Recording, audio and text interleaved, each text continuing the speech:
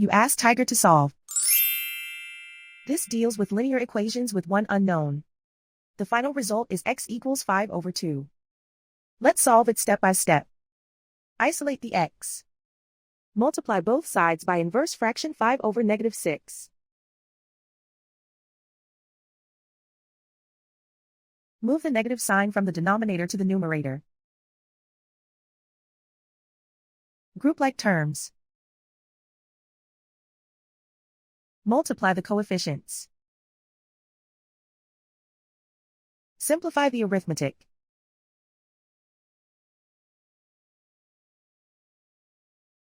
Move the negative sign from the denominator to the numerator.